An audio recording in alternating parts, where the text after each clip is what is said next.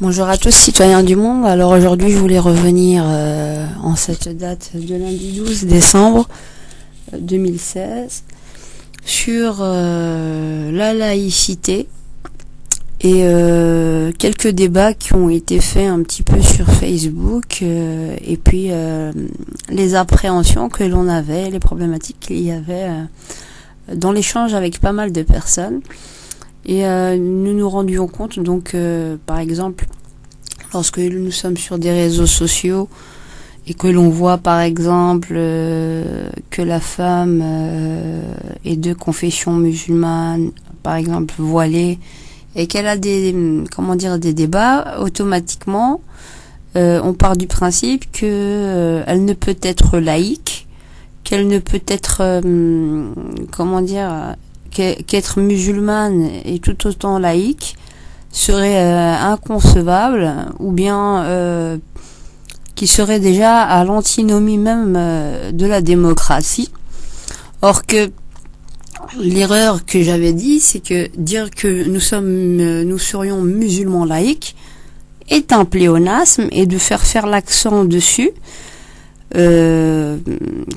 vise finalement à discréditer l'islam comme étant en réalité une religion qui reconnaît en toute simplicité les autres et la divergence qu'il peut y avoir. Donc l'islam, au sein même de la religion, toutes les divergences y sont reconnues, même ceux qui n'y croient pas. Or, c'est ce qu'en font les hommes et l'idéologie qui est entretenue derrière qui fait que ils rendent l'islam exclusif. Voilà. Alors qu'en réalité il est inclusif, et qu'au sein même de cette religion on reconnaît toute la diversité. Et donc je voulais parler de cela par rapport à l'approche donc citoyenne que certains donc musulmans voudraient avoir avec des non-musulmans par exemple. Et automatiquement on serait recantonné dans notre islamité sous prétexte que nous ne pourrions pas avoir des débats politiques, si ce n'est toujours brandir le drapeau de la peur en disant c'est un islam politique. Alors je voulais revenir sur ces aspects. Donc ce qu'on nous dirait en réalité, c'est devenu un peu un fourre-tout. Ça veut dire que si on est musulman et que par exemple on s'intéresse à la politique et qu'on veut faire changer les choses, et que de surcroît on a décidé de s'habiller avec un voile, ou que quelqu'un il ait un peu une barbe, ah oui, c'est l'islam politique qui est brandi automatiquement, c'est la soumission, c'est la peur, et tous les fantasmes qui sont mis dans l'esprit de beaucoup de non-musulmans, et même de certains autres musulmans. Et on cherche pas plus à creuser le fond de l'idée, à connaître les gens dans la profondeur, quand bien même nous pourrions diverger sur des questions sociétales telles que que ce soit par exemple sur des événements et des phénomènes comme par exemple à l'éducation sexuelle, par rapport à la Gay Pride.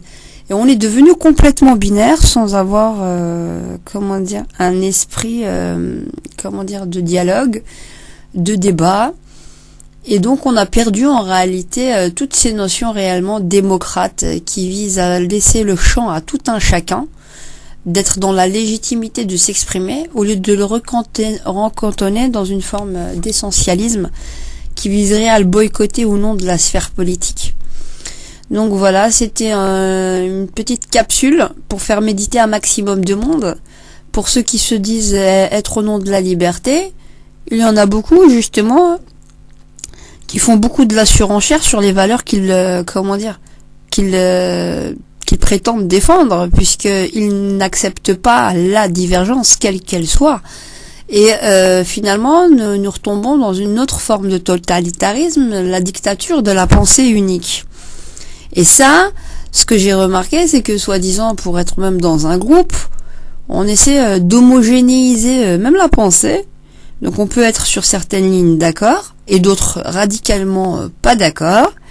Est-ce pour autant une raison pour se boycotter en société. Voilà. Donc les réseaux sociaux reflètent vraiment aussi la mentalité des gens, dans le sens